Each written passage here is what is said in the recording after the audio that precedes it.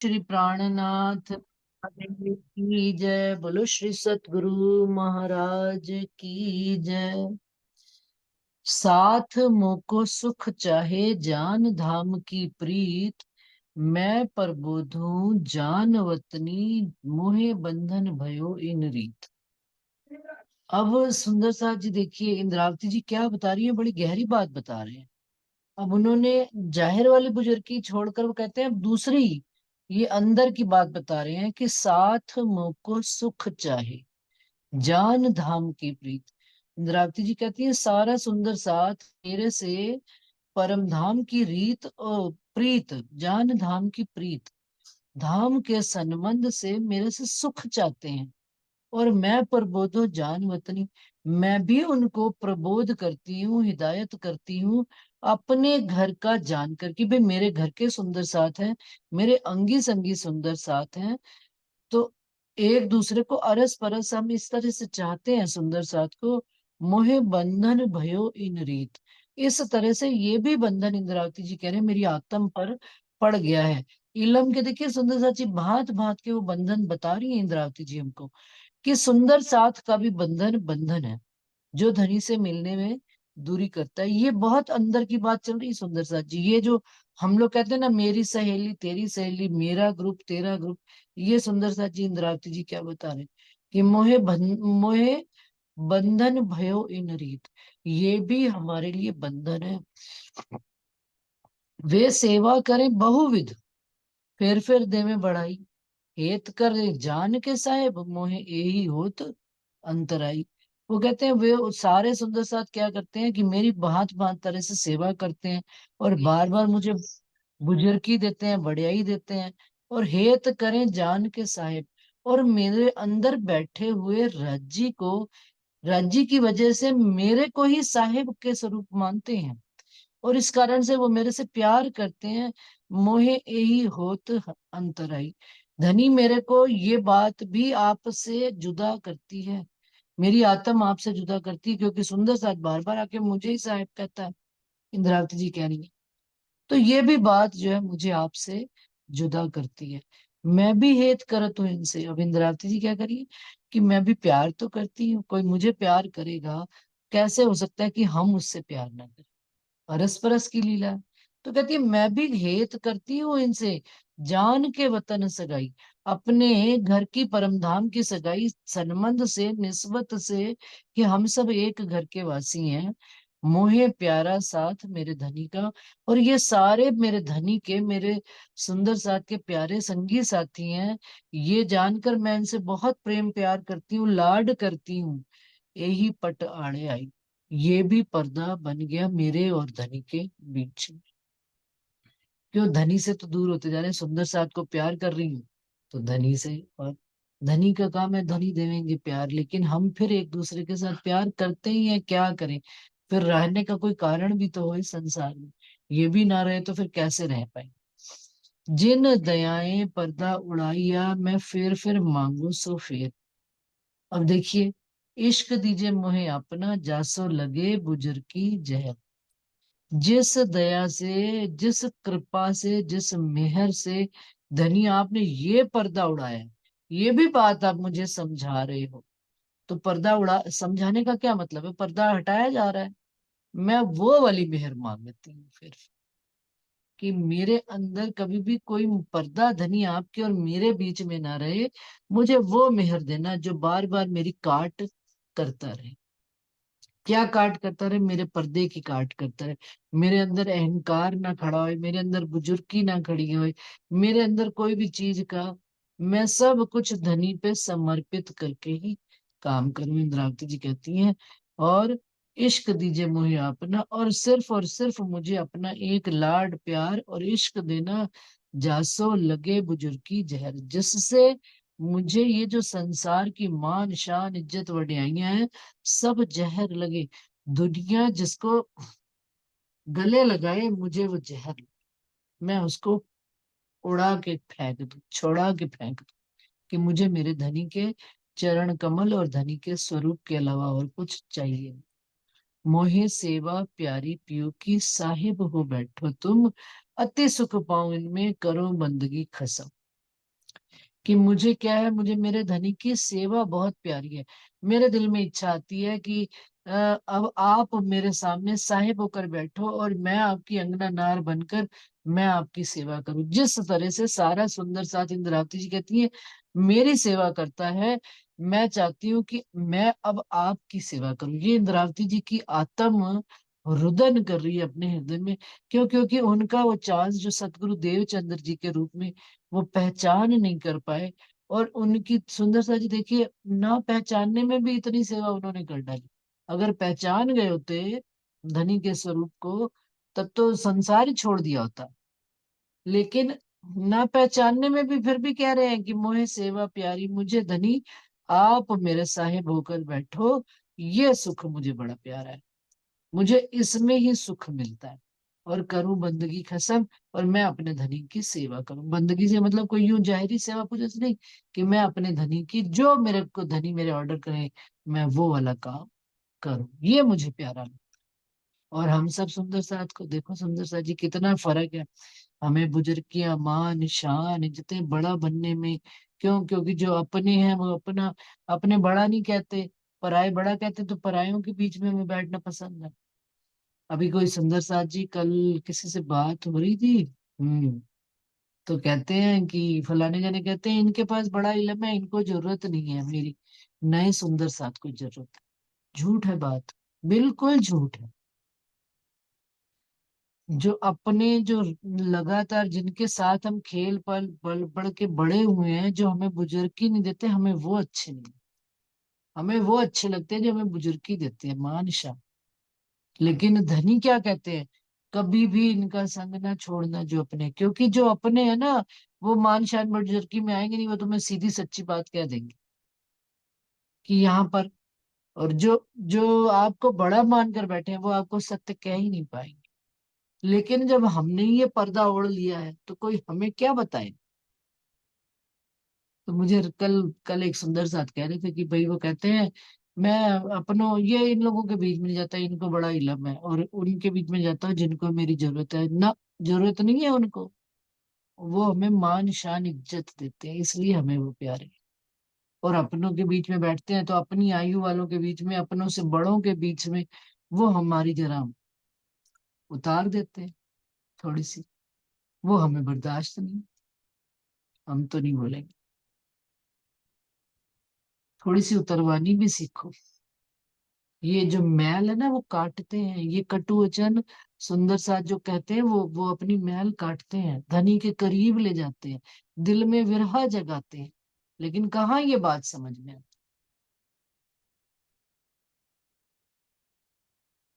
तो वो कहती है इंद्रावती जी, ये बात रो रही है कि मुझे वो, और हम उल्टी चाल चलते हैं। इंद्रावती जी देखो कौन सी चाल बता रही है। इंद्रावती जी कहती है आप धनी होके बैठो, आप मुझे कोई बात कहो, आप मुझे वापस से वो वचन प्रबोधो, मुझे आप हिदायत करो। लेकिन हमें अब क्या अच्छा लगता है, हमें दूसरों को हिदायत करना अच्छा लगता है। धनी की हिदायत में रहना और एक हिदायत देना, दो फर्क बातें हैं सुंदर सी।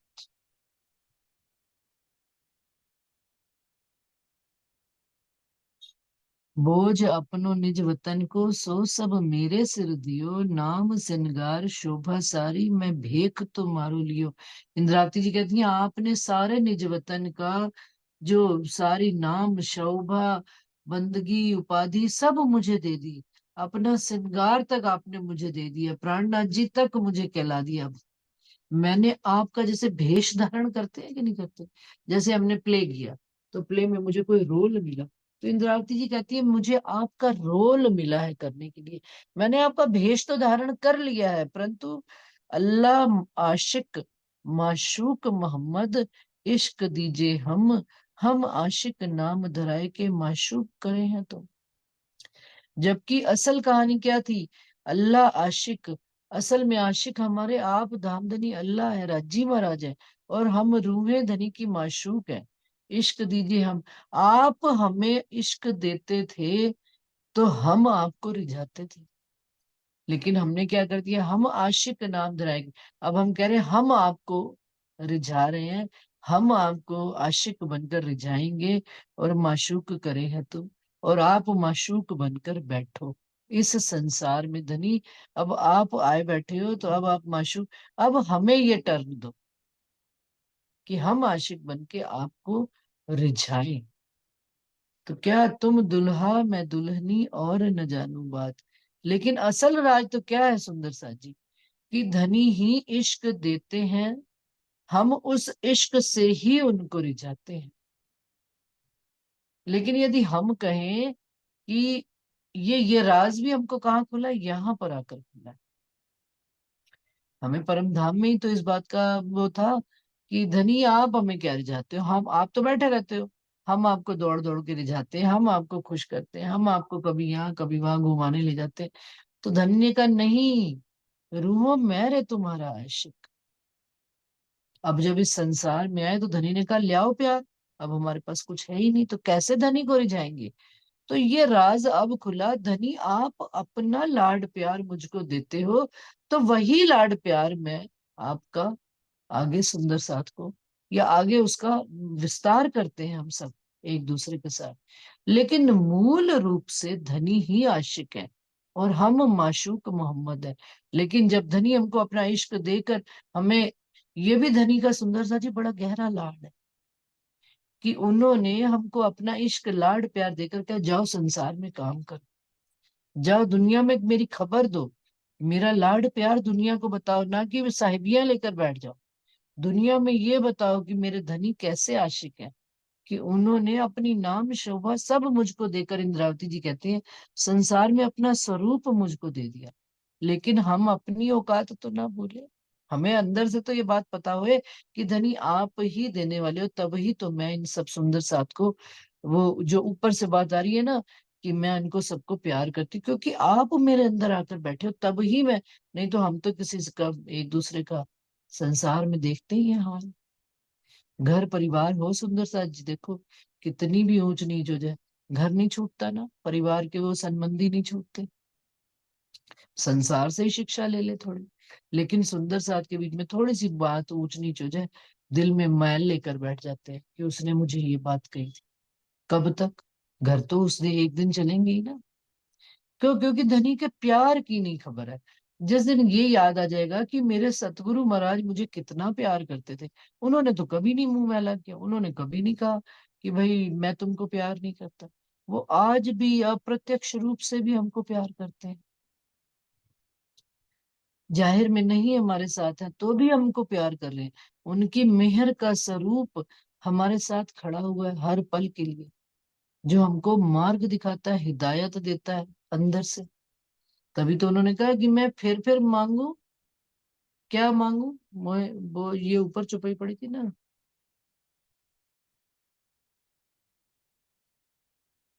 हाँ, जिन दयाएं पर्दा उड़ाइया, मैं फिर मांगू सो मेहर। मैं वो मेहर मांगती हूँ कि जो मेरा पर्दा हटाता चले साथ साथ। तो वो कहते हैं कि आप ही असल में तो आशिक हो, आप ही अल्लाह हो, आप ही धामधनी अक्षरातीत हो, जो मेरे अंदर अपना इश्क जगा देते हो, और मैं आगे सुंदर साथ को वो इश्क बांट देती हूँ। इंद्रावती जी कहते हैं तुम दुल्हा, और जब मैं अपनी आत्म के अंदर जाती हूँ तो इंद्रावती जी क्या कहती है, तुम दुल्हा मैं दुल्हनी और न जानू बात, इश्क सो सेवा करूं सब अंगों साक्षात। कि आप धनी मेरे धाम दुल्हा हो और मैं आपकी अंगना नार हूं। मुझे और कुछ भी नहीं चाहिए, मुझे केवल आपकी सेवा करनी है। कैसे सेवा करनी है, इश्क से सेवा करनी है, और सब अंगों से साक्षात, तन मन धन जीव आत्म बुद्धि दिल अंतस्करण सब कुछ मैं आपके चरणों में समर्पित कर दूं और आपकी सेवा करूं, सब अंगों साक्षात, साक्षात सेवा करूं। अब तो उम्मत मिली खासी। अब इंद्रावती जी कह रही है अब तो खासी उम्मत यानी ब्रह्म सृष्टियां भी आ गई हैं, और उम्मत दूसरी ईश्वरी सृष्टि भी जागृत हो गई है, तीसरी भी कायम हुई। अब काहे को ढील करी, और जीव सृष्टि भी साथ साथ कायम हो रही है। तो धनी अब काहे को ढील कर रहे हो, अब तो बस मुझे अपने अंदर, अब यहाँ अभी तो आप मेरे अंदर आके बैठे हो ना, अब मुझे आप अपने अंदर संभालो। अब काहे को ढील करी, अब किस बात की ढील रहेगी। अब तो सारा काम राज्य महाराज संसार में जाहिर होता चला जा रहा है। सकल काम भय पूर्ण, रही न किसी की शक, श्री महमति चाहे पियु वतन, आए मिलू ले इश्क। क्या कहती है कि सकल काम भय पूर्ण। अब संसार में जो भी काम थे, आपने जो भी मेरी आत्म से लेने थे, सारे संसार में हो रहे हैं। पूरे संसार में राज्य भी जाहिर हो रहे हैं, ब्रह्म सृष्टि भी जाहिर हो रही है, ईश्वरी सृष्टि भी आके मिल गई है, और जीव सृष्टि भी आके चरणों में दीदार कर रही है। सारे काम होते चले जा रहे हैं। वाणी के प्रति भी पूर्ण पारब्रह्म अक्षरातीत के स्वरूप के प्रति क्षर अक्षर अक्षरातीत सब जाहिर हो चुके हैं। रही न किसी की शक, अब किसी की शक नहीं रही है। बातूनी रूप में देखा जाए तो इंद्रावती जी, महराल ठाकुर उनका जीव, उनके अंदर बैठी आत्म, और सारा ज्ञान। ज्ञान जब तक है सुंदर सा जी, हम ईश्वरी सृष्टि की अवस्था तक है। जब हमारे अंदर इश्क की लहर दौड़ने लग पड़े, धनी से मिलने की चाह दौड़ने लग पड़े, समझिए हमारे अंदर अंकुर जागृत हो रहा है, ब्रह्म का अंकुर। तो कहते हैं अब किसी को भी शक रही नहीं, अपने अंदर भी देख रहे हैं और बाहर भी दुनिया में। और जैसे जैसे उनके तीनों स्वरूप मिलकर, जीव ईश्वरी और जो अपने अंदर के हैं, सारे मिलकर एक रूप एक स्वरूप होते चले जा रहे हैं। तो उनके अंदर अग्नि किस चीज की और जलने लग पड़ी, तेजी से। जैसे कहते हैं ना, एक तो चिंगारी होती है, फिर उसमें हल्की सी हवा आई तो वो जोत जो है गर्माइश देती है बदन में। लेकिन फिर जब उसको एक हवा और आई तेज, तो वो अग्नि ताप के रूप में शरीर को जलाने लग जाती है। अब वो अग्नि इंद्रावती जी के अंदर जल रही है कि बस अब सारा काम हो गया है। अब मुझे आपके विरह की अग्नि के ताप में मैं जल रही हूँ। मुझे सकल काम भय पूर्ण, रही न किसी की शक, महमति चाहे पियू वतन। अब मुझे धनी अपने वतन घर बुला लो और आए मिलू ले इश्क। और धनी अब आपसे इश्क से मिलकर एक रूप एक स्वरूप हो जाओ। प्रेम दर्द इश्क तुम्हारा मैं फिर मांगू फेर। और ये भी बात पता लग गई कि इस ब्रह्मांड में रहते हुए यदि धनी आपसे मिलना है, इलम नहीं हमको मिलाएगा, ज्ञान हमको नहीं मिलाएगा, हमें धनी आपका प्रेम, आपसे जुदाईगी का दर्द और इश्क ही है, और सेवा है। ये चीजें हैं जो मैं फिर मांगू फिर, मैं बार बार आपसे मांगती हूँ, ताकि प्यारे मिलूं प्यारे पीयूं से। कि जो मेरी आत्मा है वो अपने धनी के साथ एक रूप एक स्वरूप हो जाए। और प्यारी महामती कहे बेर बेर। इंद्रावती जी बार बार, एक बार नहीं अनेक बार, जब मौका लगता है यही अर्जी अपनी डाल देती है। देवचंद्र जी ने क्या लिखी थी, 69 पातियां यो लिखी धनी पर।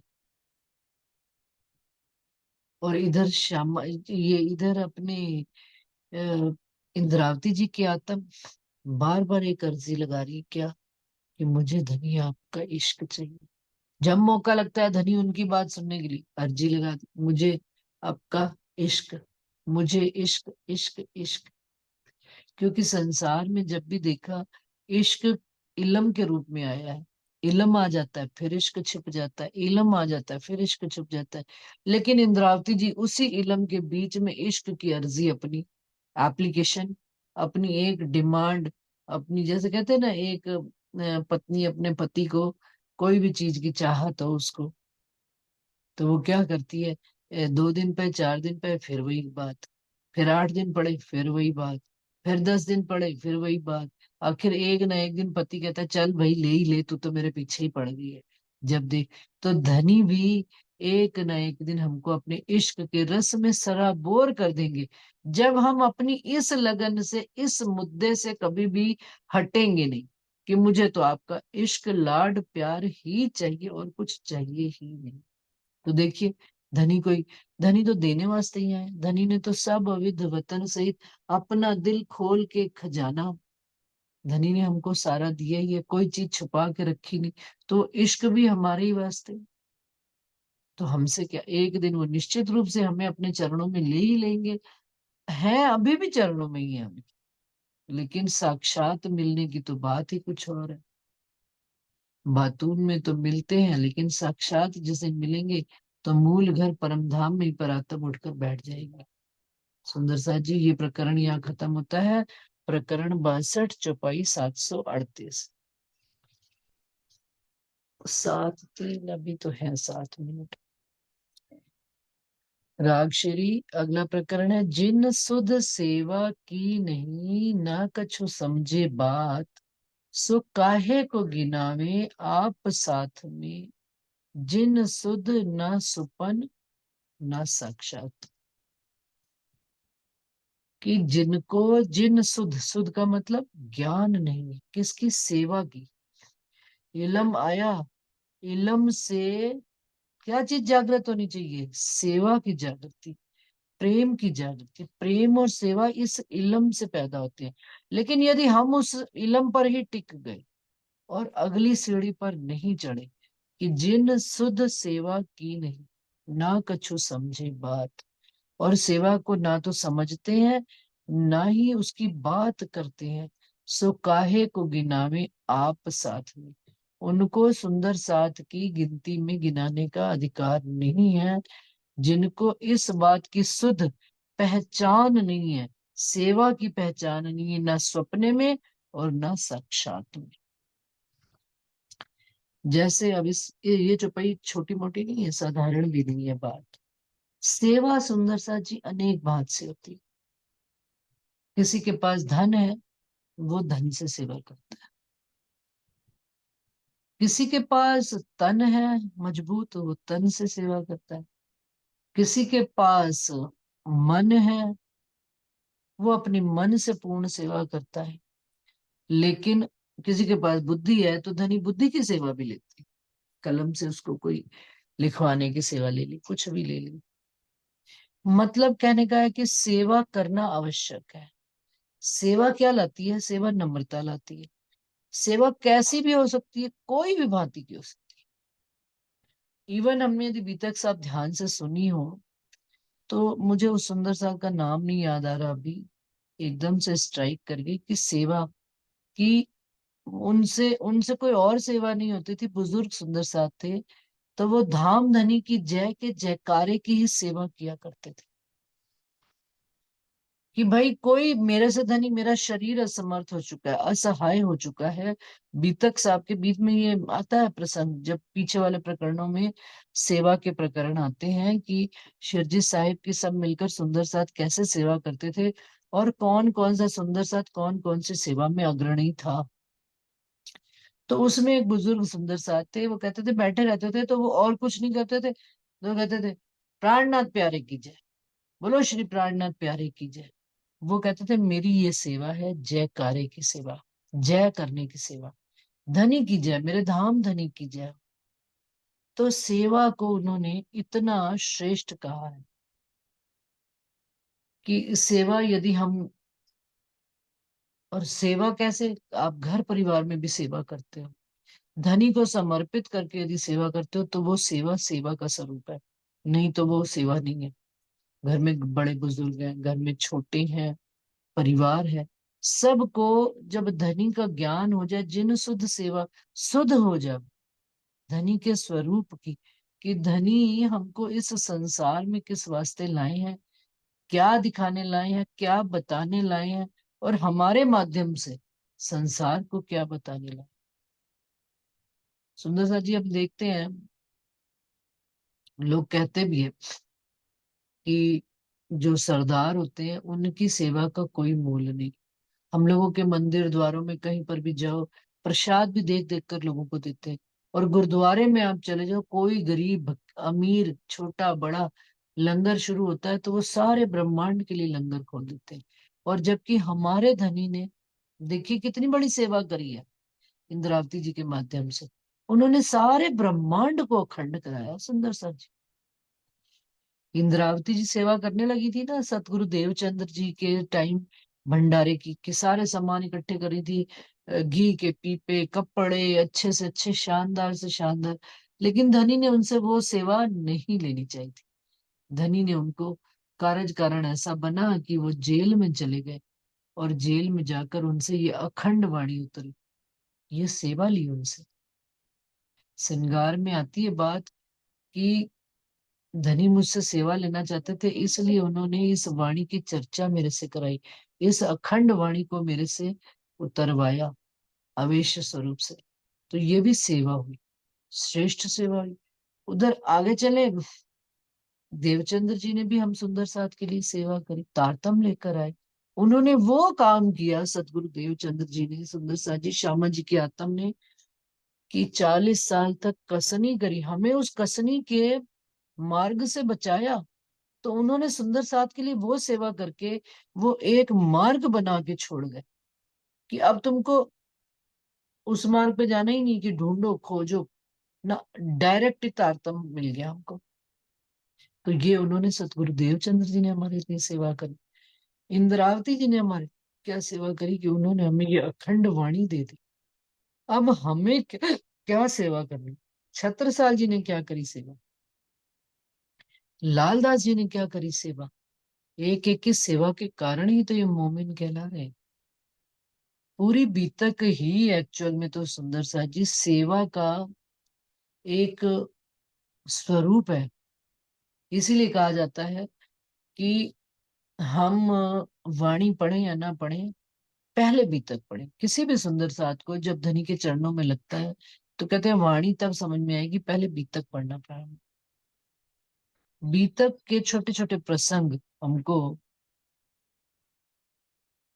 धनी के से जोड़ते हैं, और हमें जीवन की राह, चाल, बीतक, बीतक साहब क्या है, चाल है जीवन की, कि जीवन में हमको कैसे चलना है।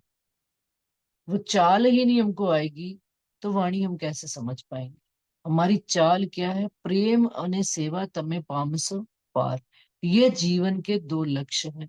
और सेवा की ही सुध नहीं हुई, तो सारा इल्म जो ऊपर उन्होंने कहा ना, सब बेकार है। इल्म से ही सुंदर साथ की सेवा की जागृति उत्पन्न होती, ज्ञान से। अब वो सेवा किस किस भांति से होगी, कैसे कैसे होगी, कौन कौन करेगा, किस से धनी करवाएंगे, ये सब। अपन मंदिर में भी जाते हैं, जैसे घर में हो सुंदर साथ जी, घर में छोटी मोटी चीज देखी, घर में घुसे, ये चीज ऐसे पड़ी है, उठाते हुए चले जाते हैं अंदर, कि भाई घर फैला हुआ है, साथ साथ जोड़ते चले जाते, नहीं सोचते हम थके हुए आए हैं या कुछ है। लेकिन मंदिर में जाते हैं, कहीं पर भी ऐसे स्थान पर जाते हैं, लापरवाही से चीजें इस्तेमाल करते हैं। छोटी सी बात है, कोई किसी की इंडिविजुअल बात नहीं है, जनरल बात है। लेकिन जब उस घर मंदिर के साथ भी अपनेपन का भाव हो जाता है, तो क्या करते हैं, देखा आज भाई, आज झाड़ू नहीं लगी, या सफाई नहीं हुई, या कोई भी चीज, बर्तन पड़े हुए हैं, कुछ भी है, चलो भाई जोड़ दिया, समेट दिया, उठा के रख दिया, ऊपर इधर उधर रखा है, जहां पर जिसकी जगह स्थान है। या रज्जी का रुमाल ही, मान लीजिए देखा सामने से जा रहे हैं, तो रज्जी पधराए और रुमाल ही टेढ़ा है, तो कोई सुंदर सा जाके उसको, सेवा के अनेक रूप है, बारीक से बारीक सेवा के स्वरूप है, और मोटी से मोटी सेवा। लेकिन सेवा सबके अंदर, सेवा हमको क्या सिखाती है, नम्रता से। जो भजन गाते हैं वो भी सेवा है, जो भोग लगाते हैं वो भी सेवा है, जो खाना खिलाते हैं वो भी सेवा है, जो व्यवस्था संभालते हैं वो भी सेवा है। 40 कारखाने बीतक साहब ने, उन्होंने बनाए हैं, लालदास जी उनके 36। प्रमुख थे। कितने, 36 कारखाने, सॉरी, बढ़ाए हैं, कम नहीं किए राधा रानी। हाँ जी, प्रणाम जी। प्रणाम जी। तो कहने की बात यह है कि मतलब सेवा, प्रेम और सेवा से ही हम पार जा सकते। ज्ञान जो है, प्रेम और सेवा की उत्पत्ति का ज्ञान इतना ही होना चाहिए, कि हमारे अंदर प्रेम पैदा हो जाए और सेवा पैदा हो। हम जाते हैं कहीं पर भी सुंदर सा जी, किसी दूसरे शहर में जाते हैं, तो कोई और सुंदर साथ कोई होते हैं, याद आ गई हरीश भाई जी की बात, कि हम पन्ना जी गए, ओ सॉरी, पन्ना जी गए, बड़ौदा गए, तो बड़ौदा में भी उन्होंने मिठाइयाँ खिलाई बड़ी सारी। फिर हमको वो कहीं और मिले, तो उन्होंने वहां पर भी मिठाई खिलाई। सेवा का स्वरूप है ये, किसी की कोई मान शान वाली, एक दिल में किसी के लिए, देखिए सेवा कब पैदा होती है, जब कोई किसी से प्यार करता है। अगर प्यार ना करे तो सेवा कर नहीं सकते। घर गृहस्थी संसार में हम प्रेम है या नहीं है, लेकिन मोह के बंधे हुए लगे पड़े हैं कि नहीं, मरते दम तक परिवार का पालन पोषण करने के लिए। कुछ भी कहते हैं, किसी को शिकायत है कि नहीं है, तो है, ड्यूटी फीलिंग है, कुछ भी है, करते हैं सुबह 6 बजे से लेकर रात के 10 बजे तक। इसी प्रकार से सुंदर साथ के बीच में भी सेवा का स्वरूप है कि भाई मुझे मेरे सुंदर साथ मिलेंगे, सुंदर साथ के लिए मैं मिठाई के डिब्बे बांध के ले चलूं। मुझे याद है हरीश भाई जी जहाँ मिलते हैं, मिठाई का डिब्बा जरूर हमारे लिए होता है। क्यों? क्योंकि ये प्यार से चीजें पैदा होती है, ये कोई किसी को मान बढ़ाई बुजुर्गी देने वाली बात नहीं है। हम भी और भी सुंदर साथ है। अच्छा देखिए, प्यार होता है तो रतनपुरी में सुंदर साथ मिलते हैं, तो दूर से खड़े हो तो कस के गले मिल लेते हैं हम लोग, जाते ही उसको, कि भाई सुंदर साथ आगे प्यार है। ये भी सेवा है कि भाई घर से इंसान कहीं परेशानी से निकल के जाता है और आगे से कोई उसको गले लगा ले, तो लगता है कि जैसे एक आराम मिल गया, कि एक एहसास होता है अपनेपन का कि कोई तो है जो हमें भी अपना मानता है। तो ये छोटी छोटी चीजें, इतनी बारीक बातें हैं सुंदर साथ जी, सेवा के स्वरूप, सेवा की अनंत बातें हैं। जो उतरेगा रसोई में सुंदर साथ, जो हमारी क्लास में ही होते हैं इतने सुंदर साथ, रसोई में धूप हो, गर्मी हो, सर्दी हो, बरसात हो, खाना बनाने सुबह 4 बजे चले जाते हैं। हम तो गए और खा पी के आ गए, लेकिन सेवा करने वाले नहीं पूछते कि कितनी बनानी है, कब खत्म होगी, और झट से आवाज आई दोबारा घुस गए। गर्मी लगे सर्दी लगे, सेवा तो सेवा ही है, करनी है तो करनी है। जिन्होंने ठान ली कि हमने सेवा करनी ही करनी है, वो सेवा में संलग्न है आज दिन। वो कहते हैं ना, जाके धनिये पकड़े हाथ, यहाँ ते ही खड़े रहे, जाके धनिये पकड़े हाथ। आज दिन तक वो सेवा का स्वरूप, धनी की सेवा चल ही रही है। और हम ये मानते हैं कि ये सेवा सीधी सीधी धनी को समर्पित हो जाती है। हमारे सुंदर साथ है, हम लोग पन्ना जी जाते हैं, भाग भाग के कमरे में हम बैठे रहते हैं, हमें सब सेवा कर करके, चाय नाश्ते पानी, कुछ भी हो, जवान लड़कियां हमारी सब सुंदर साथ, अब तो जवान ना भी गए पर हमसे तो छोटी हैं, चाहे राधा हो चाहे कोई और भी, मतलब नाम लेने का कोई मतलब नहीं किसी सुंदर साथ का। देखने सेवा के स्वरूप, सब सेवा को श्रेष्ठ जाना है, जिन्होंने समझा है वो करते हैं सेवा एक दूसरे को। हमें सेवा धनी ने डांटने की दी है तो हम डांट भी खूब लगा देते हैं इनको मिलकर, और हंसते खेलते आनंद मंगल करते धनी की। मैं कोई बात कह रही थी किसी सुंदर साथ को कल परसों, कि भाई हम तो देख रहे हैं राज्य परीक्षाओं पे परीक्षा लेते चले जाते हैं, लेकिन दूसरे ही पल राज्य ने एक जवाब और दे दिया कि धनी कितनी भी परीक्षाएं लेते हैं, लेकिन यदि तेरा साथ है धनी, आपका साथ है मेरे संग, तो हंसते खेलते वो परीक्षाएं भी पार होती चली जाती है। फिर वो परीक्षा परीक्षा नहीं लगती, कठिनाई कठिनाई नहीं लगती। पता है ना कि मेरे साथ धनी खड़े हैं, मेरे सतगुरु महाराज खड़े हैं, मेरे साथ मेरे सुंदर साथ खड़े हैं। तो हमने वो कठिन वक्त भी देखा, कठिन दौर भी देखा, और निकल कर आगे गए सुंदर साथ जी। और सुंदर साथ भी कठिन वक्त देख रहे हैं और निकल जाते हैं आगे, और एक आदर्श के रूप में सामने प्रस्तुत होते हैं कि देखो भाई। तो वो धनी की मेहर और कृपा से जिनको, लेकिन जो प्रकरण यहाँ क्या चल रहा है, जिन सुध सेवा की नहीं, जिनको सेवा की ही सुध नहीं है, और वो इस बात को समझते ही नहीं है, उनको सुंदर साथ की गिनती में नहीं आना चाहिए। कमर बांधे देखा देखी, जाने हम भी लगे तीन लार, ले कबीला कांध पर हंसते चले नर नार। अब क्या करते हैं, कमर बांधे देखा देखी, दिल में इच्छा नहीं पैदा होती सेवा करने की, बांध लेते हैं कमर, देखा देखी। हम भी लगे तीन लार, जैसे चीटी हार ऊंट कतार होते हैं कि नहीं, एक चीटी के पीछे अनेक, ऊंट की एक ऊंट के पीछे अनेक ऊंट, कहते हैं एक ऊंट की नकेल में केवल रस्सी बंधी होती है, बाकी तो ऊंट सारे उस ऊंट को फॉलो करते हैं। और मजेदारी की बात है कि जो ऊंट को खींचने वाला होता है ना, सवार, वो भी मालिक ऊंट की रस्सी छोड़ देता है। अब पहले वाले ऊंट को भी नहीं पता कि मुझे किसी ने पकड़ा हुआ है कि नहीं, वो भी अपने आप सीधा सीधा चलता चला जाता है।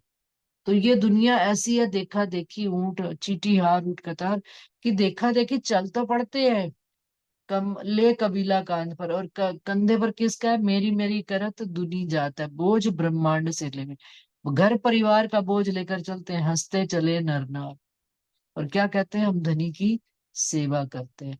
ये जिनको सेवा की खबर नहीं है, देखा देखी बंदे ये लोक राह ना पावहीं, क्यों ए ना सुने पुकार, ये चले चीटी हार जो बांधे ऊंट कतार। दुनिया वाले इस राह को पा ही नहीं सकते, और ना ही ये इस क्यों, क्योंकि सुंदर सा जी एक बात और भी है। सेवा करते वक्त आप सोचें कि आपको फटकार नहीं पड़ेगी, फटकार भी पड़ेगी, डांट भी पड़ेगी, निंदा भी सुननी पड़ेगी, परेशानी भी सुननी पड़ेगी। कोई कुछ बात कहेगा, कोई कुछ बात कहे, कोई कहेगा ऐसे कर लेते, कोई कहेगा वैसे कर लेते, कोई कैसे।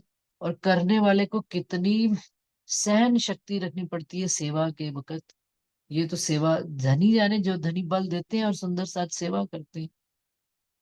कि कहने में तो क्या है, जुबान तो पाव भर की होती, पल भर में हिलाई और बात होगी। लेकिन जो सेवा करने के लिए तत्पर खड़े रहते हैं, उनको देखो, उनको कितनी सारी बातें सुननी पड़ती है। मान लीजिए कोई सुंदर साथ, कोई पानी ही पिलाते हैं, छबील दास जी की सेवा याद है कि नहीं, सुंदर साथ जी सारे मार्ग में वो रास्ते भर सुंदर साथ को पानी पिलाने की सेवा किया करते थे। ये भी सुंदर साथ जी कोई मतलब अखंड हो गई है सेवाएं, अमर हो गई है सेवाएं। आप कोई सेवा कर रहे हो, मान लो, देखो घर में भी कर रहे हो, कई बार मंदिर में भी कर रहे हो, जैसे बैठे हो झाड़ू ही लगा रहे हो, तो दूसरा बंदा कहेगा उधर कचरा रह गया, इधर रह गया, यहाँ से इकट्ठा कर, वहां से इकट्ठा कर, और आप चढ़ गए। एक तो काम कर रहे हैं, ऊपर से हमको टोके जा रहे हैं। वो सेवा नहीं। फिर सेवा तो वही है, नम्रता से करो, सुन कर करो, सहज होकर करो, सहनशीलता से करो।